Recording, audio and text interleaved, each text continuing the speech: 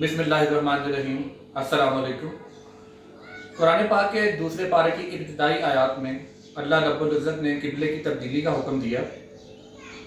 इस्लाम के इब्तिदाई आयाम में मुसलमान जो थे वो बैतुल मक़दस यानी किबला अव्वल की तरफ मुँह करके नमाज़ पढ़ते थे। मुसलमानों ने दुआ की तो अल्लाह ताला ने उनको इजाज़त दी कि वो खाना काबा की तरफ मुँह करके नमाज़ अदा कर सकते हैं, और साथ ये भी बता दिया कि महज मुँह करके किबले की तरफ नमाज अदा करना ही इस्लाम नहीं है, बल्कि इस्लाम के बहुत से दूसरे अवामिल जैसे नमाज, रोज़ा, हज, ज़कात ये भी बहुत ज़रूरी हैं।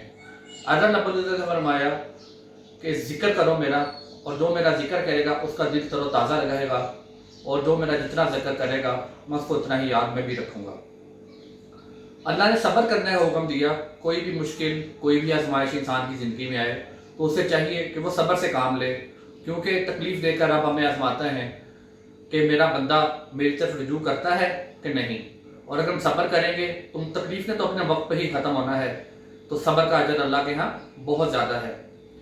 इसके अलावा अल्लाह रब्बुल इज़्ज़त ने रोज़ों की फर्जियत के बारे में फरमाया कि गिनती के चंद दिन हैं जो कि तुम पर फ़र्ज़ किए गए हैं, बस जो मुसलमान इन दिनों को पाए उससे चाहिए कि रमज़ान के रोज़े रखे, और रोज़ा का अजर सिर्फ अल्लाह के यहाँ ही है।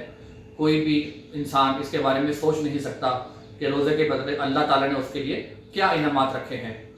और साथ ये भी बता दिया कि अगर कोई शख्स दायमी बीमार है तो वो अपनी जगह किसी और को रोज़े रखवा सकता है, फिदिया दे सकता है, और अगर कोई शख्स वक्ती तौर पर बीमार है या किसी वजह से रोज़ा छोड़ दे तो उसको बकिया अय्याम में, मतलब रमज़ान के बाद रोज़े की क़ज़ा देनी होगी।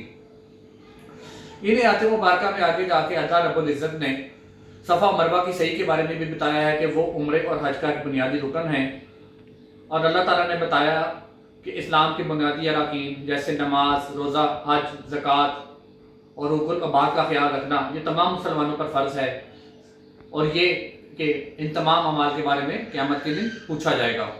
पुरानी कौमों का जिक्र किया, जैसे बनी इसराइल, हज़रत दाऊद अलैहिस्सलाम की कौम, हज़रत सुलेमान, कौम आद और कौम समूद, और बेशुमार दूसरी अक़वाम जो थी जिन पर अल्लाह ताला की बेशुमार नेमतें थी। अनबिया ने उनको तबलीग की, उनको दीन इस्लाम की तरफ बुलाया, लेकिन उन्होंने अहकामात इलाही की खिलाफ वर्जी की और वो नीस्तो नाबूद हो गए।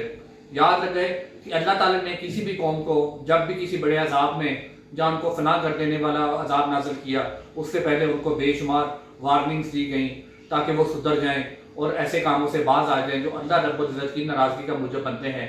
लेकिन जब उनकी खिलाफ वर्जियाँ एक खास हद से बढ़ गईं तो अल्लाह ताला ने उनको नीस्तो नाबूद कर दिया, उन पर बेशुमार अजाब नाज़िल हुए।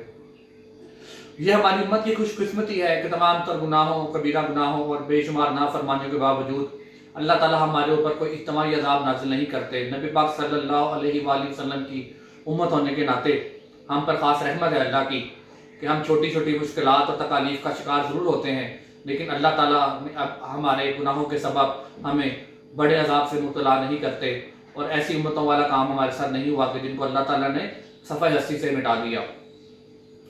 कुरान पाक में जो आप पढ़ते जाएंगे अल्लाह ताला की तालीमात जो अहकामात हैं उनको तर्जुमे के साथ अगर आप पढ़ते जाएंगे तो इंशाअल्लाह ताला आप देखेंगे कि दीन बहुत आसान है। अल्लाह ताला ने बहुत सी बातें बताई हैं और उनमें किसी में भी सख्ती का हुक्म नहीं है। हाँ, शिर्क एक ऐसा गुनाह है कि जिसकी अल्लाह ताला के यहाँ कोई